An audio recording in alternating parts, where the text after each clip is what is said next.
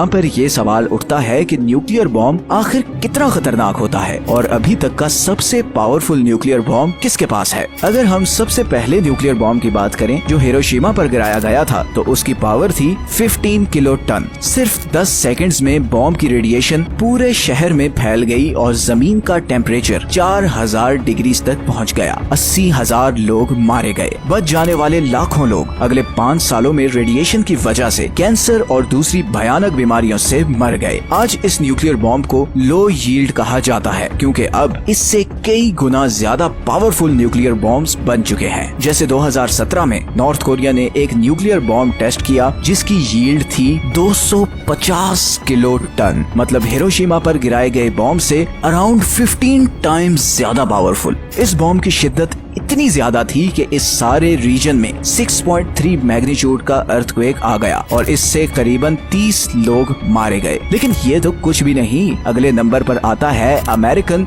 B-83 nuclear bomb. इस bomb की yield है 1.2 मेगा टन्स, मतलब इसकी पावर इतनी है कि इसके 8 किलोमीटर के रेडियस में हर चीज विद इन सेकेंड्स लिटरली पिघल जाएगी। नेक्स्ट आता है castle Bravo, the most powerful nuclear bomb ever tested by USA। 1954 में अमेरिका ने पैसिफिक ओशन में एक न्यूक्लियर बॉम्ब टेस्ट किया जिसकी पावर थी 15 मेगा टन। ये बॉम्ब हिरोशिमा पर गिराए गए बॉम्ब से 1000 टाइम्स ज्यादा पावरफुल था। इस एक्सपेरिमेंट को the greatest radiological disaster in American history कहा जाता है बिकॉज पैसिफिक ओशंस के ये सारे आइलैंड्स इस एक्सपेरिमेंट से बहुत बुरी तरह मुतासिर हुए। ये बॉम्ब साइंटिस्ट्स की एक्सपेक्टेशन से कई ज्यादा पावरफुल था। आज भी इन आइलैंड्स में इस न्यूक्लियर एक्सपेरिमेंट की रेडिएशंस हैं जिसकी वजह से यहाँ के लोकल्स डिफरेंट बीमारियों का शिकार रहते हैं। और इसी के जवाब में फिर 1961 में सोवियत यूनियन ने बनाया जार बॉम्बा, ह्यूमन हिस्ट्री का सबसे पावरफुल और खतरनाक न्यूक्लियर बॉम्ब। ये एक हाइड्रोजन बॉम्ब था जिसकी पावर थी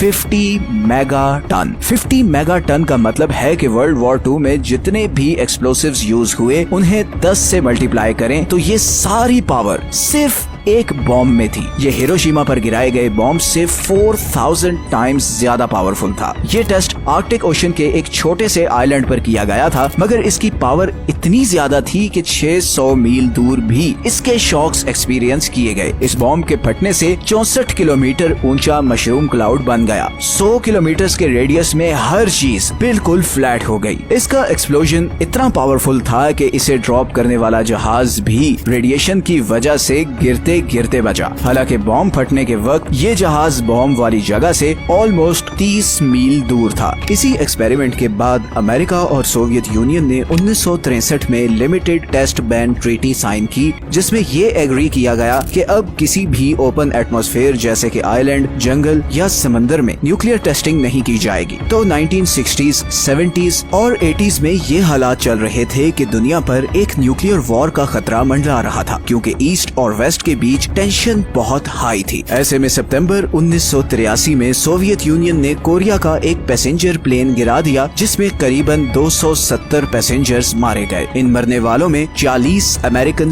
भी थे। सोवियत यूनियन ने इसे एक एक्सीडेंट डिक्लेयर किया बिकॉज ये जहाज सोवियत यूनियन के सबसे सेंसिटिव एरिया के ऊपर से गुजर रहा था जहाँ पर सोवियत की न्यूक्लियर सबमरीन बेस थी और इसीलिए उनके मिसाइल सिस्टम ने जहाज पर मिसाइल दाग दिया। अमेरिका इस इंसिडेंट पर शदीद गुस्से में था और इस वाक़े के करीबन एक हफ्ते बाद मॉस्को में कर्नल स्टैनिस्लैव अपने रेडार की स्क्रीन पर यह देख रहा था कि अमेरिका से 5 बैलिस्टिक मिसाइल्स सोवियत यूनियन की तरफ आ रहे हैं। पिछले चंद दिनों में जो कुछ हुआ था उसको देखते हुए तो ये अंदाजा लगाना कुछ मुश्किल नहीं था कि अमेरिका वाकई ऐसे मिसाइल्स लॉन्च कर सकता है। स्टैनिस्लैव के पास 2 ही चॉइसेस थी, या तो वो फोन करके सीनियर्स को इन्फॉर्म करे और वो अमेरिका पे न्यूक्लियर स्ट्राइक ऑर्डर कर दे, या फिर वो कुछ न करे और ये डिसीजन ले कि ये एक फॉल्स अलार्म है। लेकिन इसकी प्रोबेबिलिटी भी बहुत कम थी क्योंकि स्क्रीन पर एक नहीं बल्कि 5 डॉट्स आ रहे थे। ऐसी मुश्किल सिचुएशन शायद ही तारीख में किसी इंसान पर आई हो।